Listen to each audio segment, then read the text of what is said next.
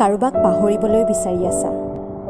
কেনেকৈ তেখেতক মনৰ পৰা আঁতৰাওঁ, কেনেকৈ তেখেতক মগজুৰ পৰা উলিয়াই দিওঁ, বাছ পাহৰি যাওঁ। মেমৰিজ, স্মৃতিবোৰ বাৰে বাৰে আমনি কৰি আছে। জীৱনত আগবাঢ়িব পৰা নাই, মুভ অন কৰিব পৰা নাই। কেতিয়াবা জীৱনত আমি এনেকুৱা ধৰণৰ মানুহ পাওঁ, আমাৰ বহুত বুকুৰ আপোন হৈ যায় আৰু আমাৰ সকলো কথা তেখেতৰ লগত শ্বেয়াৰ কৰিবলৈ আৰম্ভ কৰি দিওঁ।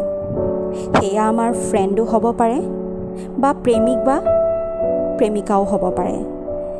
কিন্তু কেতিয়াবা এনেকুৱা এটা পইণ্ট আহি যায়, আমাৰ দুয়োজনৰ জীৱনৰ ৰাস্তা বেলেগ হৈ যায় আৰু আমাৰ মাজৰ সম্পৰ্কৰ বান্ধোন চিং খাই যায়।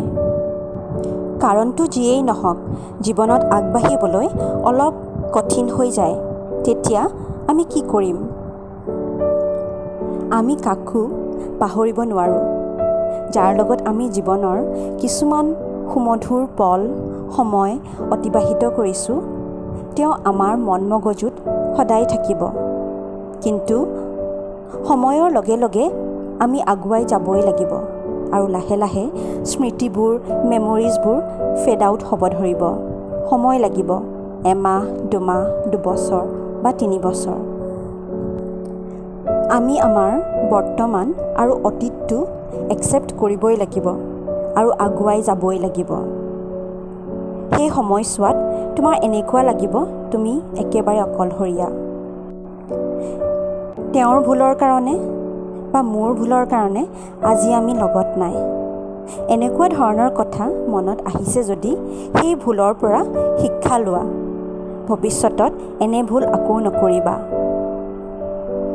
অতীতত জীয়াই নাথাকিবা। Accept the reality. যদি তেখেতে মুভ অন কৰিব পাৰিছে, তুমিও কৰিব পাৰিবা।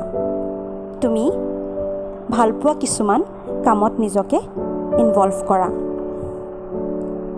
লাইক জিম জইন কৰিব পাৰা, salsa dance, photography, singing, art and painting etcetera ধৰণৰ কামত তুমি নিজকে ইনভলভ কৰি ৰাখিব পাৰা।